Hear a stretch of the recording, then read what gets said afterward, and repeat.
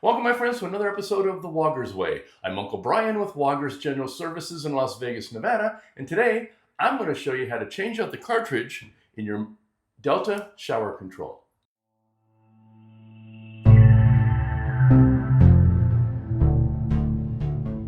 So how do you know if you have a Delta cartridge or some other brand? Well, if you have all the original trim package on there, I can see this one says Delta right on the face of it. Also on the trim plate on the bottom, it says Delta. But also, Delta, the shaft here is usually quite wide compared to, say, other ones like Moen, which is very thin. Now, they don't all have an acrylic handle on there. Some of them may have a metal handle, which kind of looks like this one over here. So the first thing you want to do is go ahead and turn off the water to the house. Once you have that off, go ahead and open your control just to make sure you bleed off any pressure that's in the line. Now on the acrylic handles, you're going to pop this cover off to remove the handle. If you have the metal style handle, a lot of times it'll have a Allen head screw underneath the handle. So just a small screwdriver, a little knife, you can pry that off, and then it'll be a Phillips head screw right in the center holding the acrylic one on.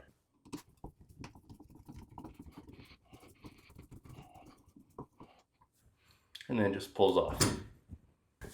Then you have this sleeve on here.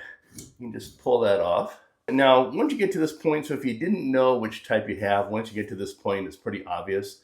Delta will have, this is called a bonnet nut. This is what holds the cartridge into the valve body, and this is the top of your cartridge here. So if you see something that has a bonnet nut on here, chances are it's a Delta. To remove the bonnet nut, try not to use things like channel locks or standard pliers. Try to use a pipe wrench if you can. The reason being is this is just made out of brass and it will collapse very easy. So if you use anything that squeezes on it, like channel locks, it could distort the shape of the bonnet nut, in which case you won't get it back on. So try to use some a pipe wrench. Put it on there because it won't squeeze it.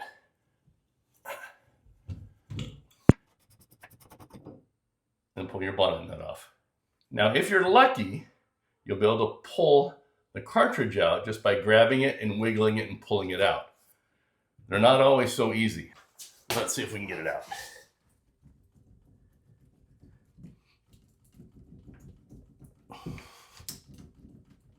And this one does not want to come out, so I'm going to use a puller on it. Now, unfortunately, I could not show you the puller that I used to dislodge the cartridge because it's an invention that I made and I'm still applying for the patent.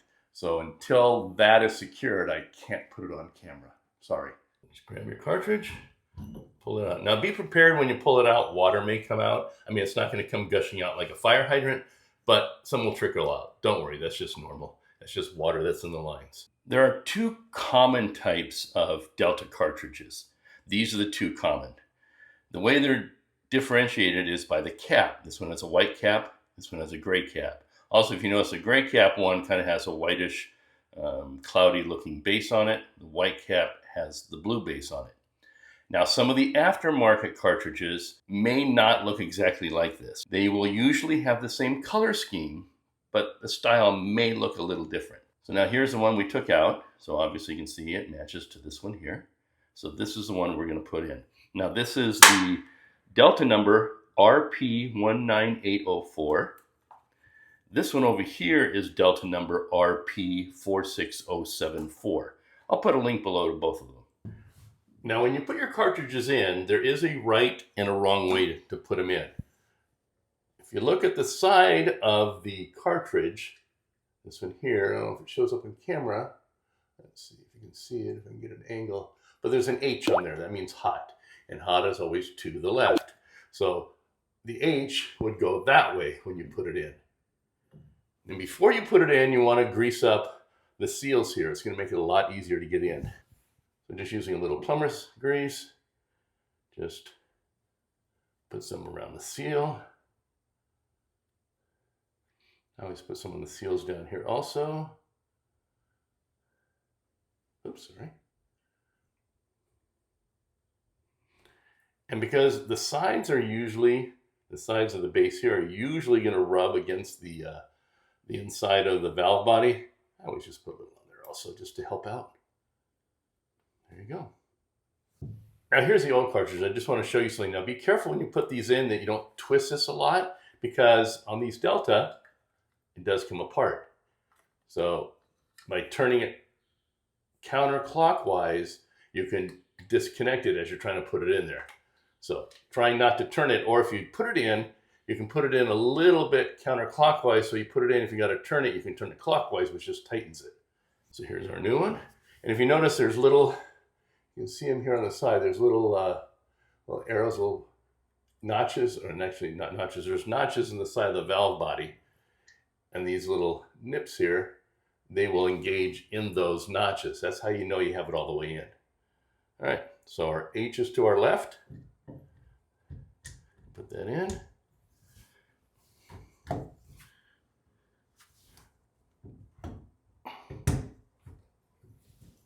You want to make sure the shoulder of the cartridge is up against the valve body. You also want to make sure that the notches are fully engaged. So you look at the side, you can see these notches are fully engaged with the little nips on the cartridge. Now sometimes it's hard to get them all the way in there. Just make sure that these are lined up though. If there's a little bit of a gap, you're probably going to be okay, because when you tighten that bonnet nut, it will draw that in. Now before putting your bonnet nut on, go ahead and take some plumber's grease and put on the threads. It'll make it a lot easier to put on. Plus, if you ever have to take it off in the future, it's going to help.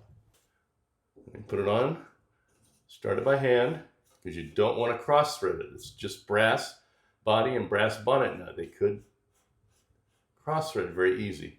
So just go tight by hand and then take your pipe wrench and snug it down. And you don't need to go all Hulkster on it. You're not trying to be the world's strongest plumber here. You just need to make sure it's all the way on there. Then go ahead and take your sleeve and put it on. Now it's going to go inside the opening in the trim plate. Now a lot of times these will have a lot of calcium buildup on them. So if you want to take some vinegar, what I usually do is take a little cup of vinegar, set this in there and let it soak while I'm changing the cartridge. And that way I can wipe this off. Did not do that this time. So a lot of times I just put it on there, give it a little twist to get it in there. Now if it's hard to get in, you may have to remove the trim plate, because there is a little rubber washer in there. And if it's pushed all the way in, you might not get this on. There we go. Once that's on, you can put your handle on. Before I put my screw in, I always put plumber's grease on the threads of the screw also. Once again, you'll thank me in the future if you ever have to take it off. And then you can place your cap on. Now, like this cap has a little arrow that points blue is green, points to the cold side. So I just make sure it's turned all the way clockwise, which is cold, and then just line that up. Now, one thing I should have showed you, which I did not do on camera, is before you put your handle and your sleeve on, go ahead but after you put the bonnet nut on, make sure the bonnet nut's on first, because you want to secure that cartridge. Go ahead and turn the water onto the house, and then turn it on here at the tub, just to make sure nothing's leaking. So you want to be able to look in behind the cartridge to make sure no water's coming out. If everything's good and solid, then go ahead and put the sleeve and the handle back on. Then you want to make sure when you test it, turn it to hot, all the way to hot, and make sure that the water gets hot. If hot is the opposite way, that means you put the cartridge upside down. Remember, the H needs to go on the left-hand side. Now, I'm also going to show you here how to change the temperature on it. So if it's not getting hot enough when you turn it to hot, you may have to adjust it. I'm going to show you that right now. So before you put your handle on, if you look at the cartridge here in the front, this is your temperature control, this little white ring here. And the way you can adjust your temperature, pull in a little bit, is you can pull this out towards you and you can turn it. The more you turn it counterclockwise, the more the handle will turn to the hot side, which means you'll get hotter water. The more you turn it clockwise, the less the handle will turn. So let me see if I can kind of show you. So right now, I got it all the way to the least amount of hot. Once your handle's on, I'll keep my finger right here at the top. Now you'll see how far I can turn it. So it only turns not even a quarter turn. So now watch when I turn this, pull it out. My hands get plumber's grease all over them. And then you want to turn it counterclockwise. So now I've kind of maxed it out here. Put our handle back on. Now my finger's at the top. Now watch how far it turns. Quite a bit further. Remember, it was the least amount, it only turned about to there. Now I can turn it all the way to there. So you're going to get more hot water in the mix, which is going to make it hotter for you. Once you have it adjusted where you want it, secure your handle and snap on your cap. The one thing about the Delta cartridges is if it does break as you're trying to get the cartridge out, the nice thing is they're primarily plastic. There's some metal interior parts, but the nice thing is you can get in there with like some needle nose pliers, a screwdriver, and you can kind of dig all the pieces out. Just make sure you get them all out. And if the cartridge does come out in pieces, what I always recommend is once you have it out, go ahead and slightly open up the water supply to the house to flush out the valve body, because you just don't want to make sure that no little pieces got stuck in there. So go ahead and flush it out. Don't turn it all the way on, otherwise it's gonna come out like a fire hose. So just a little bit, just enough to flush it out, then close it again. Also, if you have to take the trim plate off for any reason, make sure you caulk around the trim plate, at least from the 9 to 3 o'clock position.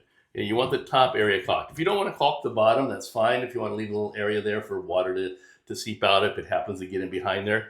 Also, if you look at some of the plates, especially like the Delta ones, they have a cutout here in the bottom, so you don't want to cover that up with caulking. It's very important you do that. Some people think, oh, well, it's seated up against the wall. It can't really get water behind there, but I'm going to tell you it does. I've replaced and fixed many walls because of water damage behind them, because water that's seeped in between the trim plate and the wall. So make sure you take care of that. And since you're down here already working, you want to do the same with your tub spout, is you want to caulk around that, the sides and the top. Water will definitely get in behind there and ruin your wall. Well, that's all there is to it. Now, I'd like to say it goes as easy as I just showed you in this video, but I'm going to tell you it really doesn't. Probably 2 out of 10 that I ever do are this easy. All the other ones, there's always a problem. So just go into it knowing that it might not be as easy as you see in this video or all the other videos that you watch on YouTube. If you get to the point where it's going to look like it's going to break or you're going to have a problem, you might want to stop, because once you get that bonnet nut off, and if you've destroyed that bonnet nut, even though you can buy new bonnet nuts, you might not be able to find one locally. You might have to order one. Also, if you start breaking out that cartridge and you can't get it out, or there's a problem getting the new one in, you can't turn your water back onto your house now without water just gushing out of that shower. Now, some valve bodies do have isolation valves built into them, but not very many. I've probably only come across 2 of them in the last 15 years, because people just normally don't put them in because they cost a little bit more. And builders aren't going to spend that extra money. So unless you had it remodeled and installed, you probably don't have those. So just be aware that there could be some problems. So once you got the handle off, if that bonnet nut is going to be a problem, or you see a lot of corrosion on there, you might want to stop and call in a plumber, because they have the tools, they have the parts, they can get it fixed right away so you can get your water back on. Just a little word of warning for you. And if you've ever changed out a cartridge, whether it's a Delta or another one, go ahead and drop a comment down below. We'd love to share in your victory, hopefully, or even in your defeat.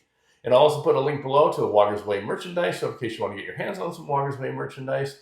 And also, please tap on that thumbs up like button and subscribe to my channel if you find the content I'm putting out there helpful. I'm trying to shoot for 15,000 subscribers by the end of this year, which is 2025. So every tap on that subscribe button really goes a long way. So once again, this is your Uncle Brian saying thank you. And I'll put a couple other videos up here for you to watch because, well, this one went pretty quick. Until the next time, bye now.